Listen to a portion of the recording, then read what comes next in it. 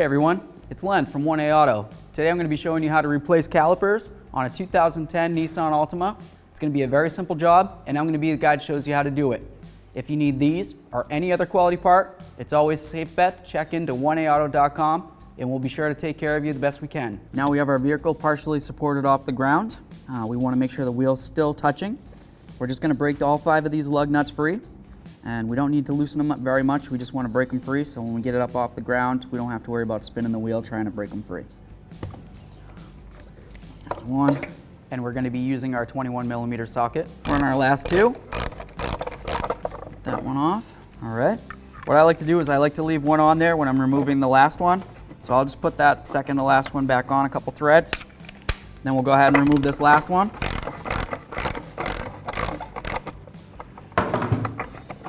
The reason for that is so the wheel can't come loose, fall and hurt anybody. Safety is key here at 1A Auto. Okay, we'll get the last one. Now we'll just go ahead and remove this second to last one that we started on, holding the wheel. Take off that hubcap. Here we go. Being careful not to drop it too hard. One of the first things we're going to want to do is make sure we're wearing safety glasses and hand protection. Also, you want to make sure you have a receptacle to catch any brake fluid that might fall. You're going to remove this bleeder boot. We're going to try to break this bleeder screw free. Broke free nice and easy. I can see fluid coming out. You always want to make sure fluid comes out. If fluid doesn't come out, there might be an issue with the bleeder screw, in which case when you try to push back the caliper piston, it's going to cause an issue, forcing it back up through your brake lines, and it will be a big issue for your ABS unit. So for now, I'm just going to snug that up again. For me, I like to use something like this. It just goes down into a sealed receptacle. So I can go like that. I'm going to open up this bleeder screw once again. Now I can use a small pry bar, or you can use a screwdriver, or whatever you might have. You can go between the caliper and the pad and try to force the caliper this way.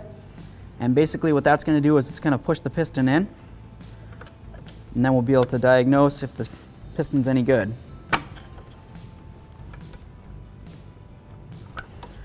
Just nice and easy. It's not a race.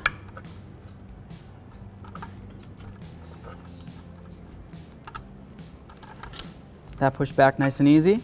We can see the caliper can move freely, so we know the sliders are good. The piston's in as far as it can go. Now we can close up this bleeder screw.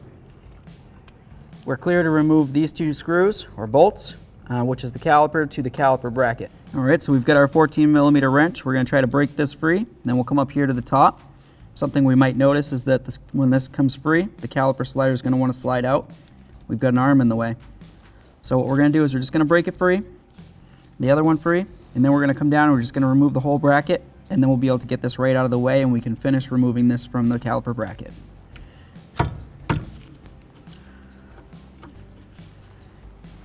It's a lot easier to break it free while it's still mounted to the vehicle.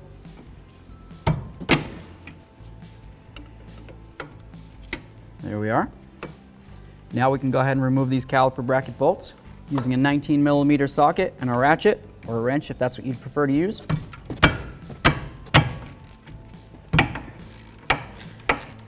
The first one broken free, leave it in there though. Move on down to the next one, see if we can get to it. As you can tell, there really isn't very much room. What we might have to use here is a shallow socket with a swivel head extension, or even just a swivel socket. So I decided to go with a 19mm wrench because it's something that more than likely everybody has, and a rubber mallet. I'm going to very carefully break this free. A couple more whacks, that feels good. Now that I know I have both these freed up, I can go ahead and use a ratchet wrench. Both these pretty loose. Leave that one in there and come down here. I'm just going to finish taking this one out. Almost there. There's one. Has a washer. Second one's about to come out. There's 2. It also has a washer. You want to make sure that you keep those washers. If you happen to lose one, you need to make sure that you get another one. If you don't have a washer in there, the bolt's going to come through further than it should, and it'll probably hit up against the inside of your rotor, and that'll cause an issue. Now we can go ahead and remove the caliper. You never want to let the weight of the caliper hang on the hose. It could cause a tug. You don't want to tug. So if you have something you can hold it up with, that works. Or if you just want to rest it on something that's already in the vehicle, that works as well. So to continue removing this caliper, what we're going to do is we're going to pinch off this brake line so brake fluid can't continue to drip out. Just pinch this. Make sure our ratchet's in reverse, which is to the left. Break that free. I'm going to hold it. Make sure I'm wearing my safety glasses and my gloves. There we are. Can leave that down over here. And now we've got our caliper out. So out with the old, in with the new. Here we have a quality 1A auto part. It comes with everything you need for the install, an installation video by me. We got the little copper crush gaskets here. These are very important to replace. You never want to use the old ones that came out with your old caliper because they've already been crushed and fitted into the old hole. As you can tell, everything's the exact same on this. Bleeder screw placement, it's the same. You got your sliders, brand new boots. This is a very high quality part right here. Comes with new tins, which is very important. To me personally, I wouldn't see any reason why this wouldn't be a great part to replace this original quality part with. So for this, or any other quality part, you can always come down to 1aauto.com and we'll be sure to help you out.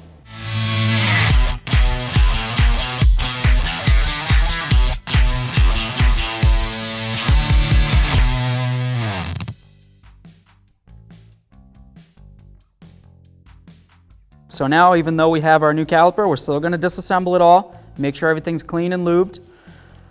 Sometimes from the assembly, it doesn't get that way. When we were removing the old caliper, remember that we saw a bushing, so we want to make sure we mark where that goes. I'm going to put a little marking right here. That's just going to tell old Len where that one goes. Now we can take this off, we'll set it aside. Now we're at the bracket. So we're going to take this little mini screwdriver or whatever you've got, pop off these tins. They should look the same, so you don't really have to remember where they go. As you can tell, they are the same. If you go this way, they're the same. This way, they're opposite, but whatever. Now we can take a little bit of brake lube or silicone, whatever you might have. I like to just go along the bracket where the caliper tins are going to ride. And this just helps keep moisture out from in between the bracket and the tins. Get a little bit of moisture in there, creates rust. Rust swells, lifts up those tins, holds the pads and the brackets so it can't move. Now you got a braking issue. Len, what you showing me? This is what I'm showing you. Just put a little lube. There we go. That's nice.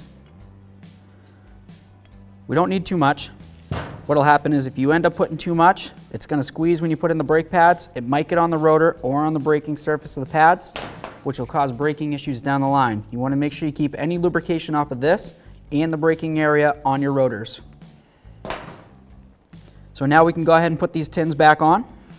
They press in with just finger strength. Anybody can do it. Well, I like to say anybody can do it, except for me. There we go.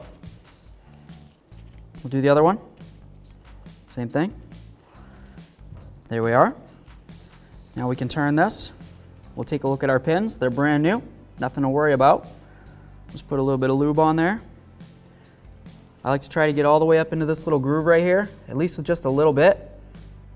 That way there, when I put it in, it's going to get into there and ride along right where the boot rides, and it's going to keep moisture out from getting in there. So that's very important to think about. You want to keep the moisture out of there as well. Water's good for life, but bad for metal.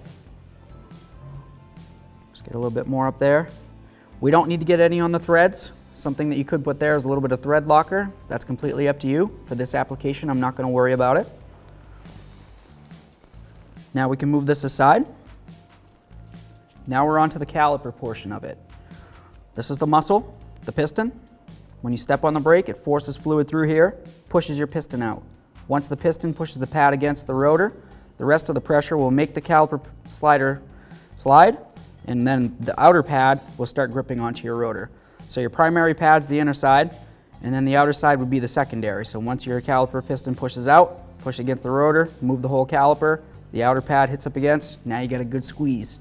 So what we want to do is we want to put a little bit of lube on the caliper piston, and on the ears of the caliper, just where the pads ride. You don't need to go all over the place. You definitely don't even need that much lube. Just get a little bit on there. And then on the caliper piston, like I said, it's okay if you get a little bit on the boot. It's not going to hurt anybody. And that's that. There's no reason to put any caliper lube up here, here, anywhere but where I showed you. Now we're clear to get this all put back together onto the vehicle, so that's where we'll move on to now. So now we're going to install this caliper. One thing that I like to note is that when we were taking it apart, we noted that we wouldn't be able to get the sliders completely out with the caliper bracket attached to the knuckle. So what we're going to do is we're just going to put the caliper together as is on the bench. Something to pay attention to is where the brake squealer is. We want to make sure that it matches up as it does. If we were using the pad from the other side of this vehicle, the squealer might be on this side, basically backwards, in which case you would have to go get the pad from the other side or switch it if you haven't mounted it yet, and just get the right pads. And the way that you also want to make sure is that you can see where the caliper piston hits. Got a little ring there, so that makes us know that this goes on the inside. So now we can go ahead. It goes on in this direction. Should just slide right in. Nice. We'll do the same for the outer pad. Being careful not to push it too far. There we are. Caliper doesn't go on this way. Slide it right over. Okay. Now we have our 2 pins. We remember that the one that had the boot goes on the side with our crayon. Slide it in. Slide that in. As I mentioned before, we can use a little bit of thread locker. For this application, I'm not going to worry about it. I'm going to use a 14mm wrench. I'm going to tighten these down to the right, clockwise.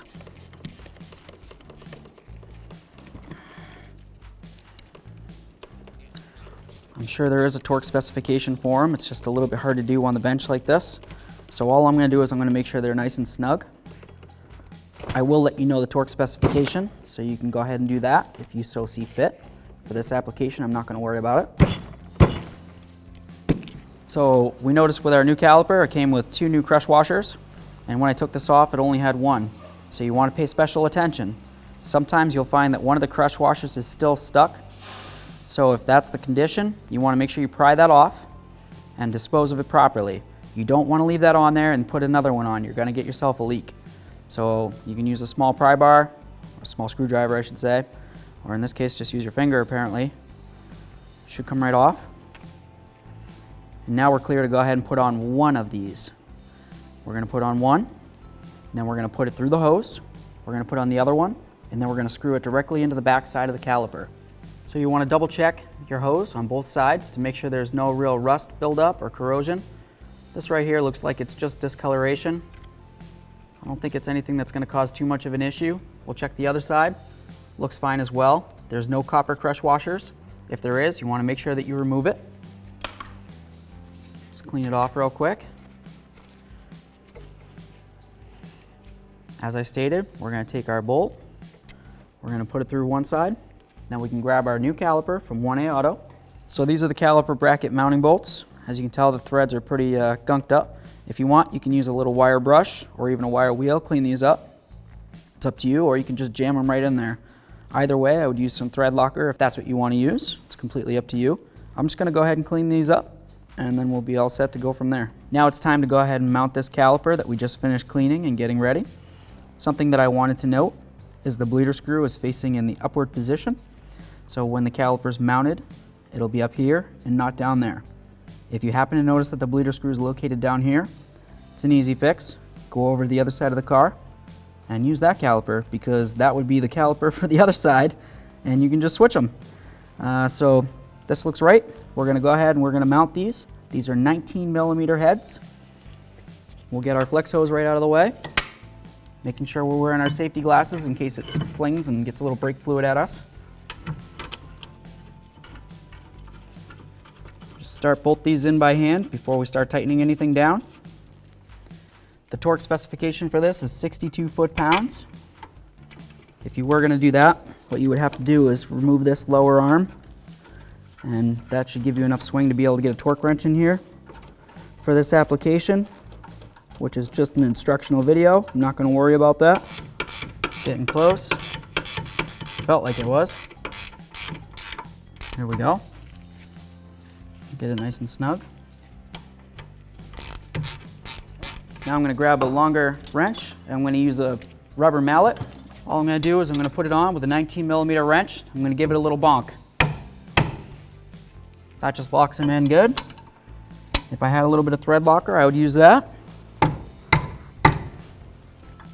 Now all we have to do is just get this flex hose on, and then we can get to bleeding it out. Now we're going to make sure that we have our copper gasket up here like we put in before. We're going to take our other one, brand new. We're going to go ahead and put this into the hole. See if I can get it. We're going to start it in by hand. You'll notice it has a little ear. The caliper has a little hole. It should line up perfectly. If it doesn't, just give it a little wiggle. Get this snugged up by hand. Now we can go ahead and tighten down this right here. It's a banjo bolt using a 12mm. You can use a wrench, socket, whatever you're into. I like to give it a little bonk. That's my thing. Bonk, bonk. Here we go. Remove our hose crimpers. And now we're clear to bleed this out. All right, now it's time to start bleeding these brakes. What we're going to do first is a gravity bleed. What you need to do first on the gravity bleed, or any bleed situation, would be to pump up the brake pedal so you can activate that caliper. By activating the caliper, I mean you're going to try to force fluid down into it, which is going to force the caliper piston up against the pad and the pad into the rotor. So what we're going to do is we're just going to use a pry bar for this application, and I'm going to push on the brake pedal nice and slowly. We don't have to go hard. Just try to push it down. Bring it up slow. We don't want to go fast. We don't want to aerate the brake system. Push it down. Bring it back up. And we're just going to do this a few times. You can go however many times it takes to get that caliper piston pushed out. So I'll just go a couple more times here, just for good measure. I can feel it getting a little more stiff, so that's good. Next, what we're going to do, make sure we have our recycling receptacle under there. We're just going to open up our bleeder screw with an 8mm wrench. We'll just leave this open and wait for a steady trickle of fluid, and then we'll close it up and we'll be ready to bleed this brake. So here we go. We got a pretty steady trickle of fluid here. This looks good. I can do it, I'm wearing a glove. Don't do it with your bare fingers. I like to take the hose, I'll give it a little wiggle. We're gonna watch it again, make sure we don't see any air bubbles coming out. I'm gonna close this up, turning it clockwise to the right. Once this is properly sealed up, we'll be clear to go ahead and complete the brake fluid bleed. And after you're done bleeding it, you want to make sure that you put on this little rubber cap. It's just going to cover it like this. The reason for that is to make sure that you don't get any water or dirt or grunge down inside there, which will seize up this bleeder screw, which will make it impossible to get out the next time you go to do a brake job. All right, and now we've finished bleeding all 4 brakes. We do it by manufacturer's specifications, so you can look that up if you want. And if you needed to, you can also check out one of our videos on how to bleed brakes on your own. That's up to you, it's your preference, but definitely finish bleeding all 4 brakes. So what you can do, you're gonna come up here, you're gonna double check your master cylinder. You can see where the levels are. We showed you that at the beginning. So we'll open it up, double check to make sure you got the right fluid. This one says .3, that's the type of fluid, so we're gonna match that up with what we've got. This is good. You never want to mix it with .5. If it's supposed to be .3, use .3. Now I'm going to use a little funnel. Make sure that I have a rag handy. The reason for that is because if I spill any, I want to make sure I clean it up. You don't want to get this stuff on your hands. If you do, make sure you wash it. Just fill a little bit at a time. We're going to try to get the level up to the maximum. Looks like a little bit more. It's going to come up. That looks really good. We're going to take our rag, try to catch as much of that brake fluid as we can, and as quick as we can without dropping the cover. We're going to make sure we cover it back up. You never want to leave this open. .3 brake fluid is hygroscopic, so that means that it's going to absorb moisture. You don't want moisture inside your braking system, and you definitely don't want any dirt or grunge that might accumulate around here. So it's always a great thing to clean up around here. Make sure you don't have any grunge before you open it up. And like I said, just make sure that you cover it right back up as soon as you can. Now we've completed our brake service. We're going to go ahead and torque the wheel, and we should be all set to go. So we're at the point we're going to take off our securing lug nut here. This was basically just to hold the rotor on so it didn't wobble around. We remember that. If it feels stiff, you can go ahead and use your 21mm socket. I'm going to hold that in my hand, grab my tire. It's easiest to roll it right up your knee, so that way there you can use your abs to lift it instead of your back. So I'm going to go like that, use my leg, put it right up on here, just like that. I'll hold it still. I can grab my hubcap, or wheel cover, whatever you want to call it. 21. Get it on here. We're going to go ahead and start all 5 of these. We'll snug them up, and then we'll go ahead and torque it right down. Just going to go ahead and snug these down. Our next step is to get this wheel so it's just barely touching the ground so it won't spin, and then we're going to torque these lug nuts to manufacturer's specifications. Now it's time to torque this puppy down. We're going to go to 83, that's the manufacturer's specification. We're going to use our torque wrench with a 21mm socket. We're going to make a star pattern. It's 5 lugs, so a star. Here we go.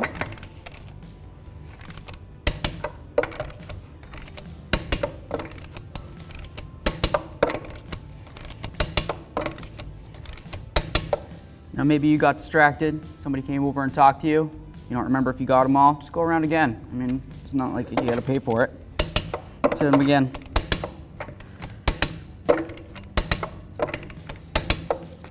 Thanks for watching. Visit 1AAuto.com for quality auto parts shipped to your door, the place for DIY auto repair. And if you enjoyed this video, please click the subscribe button.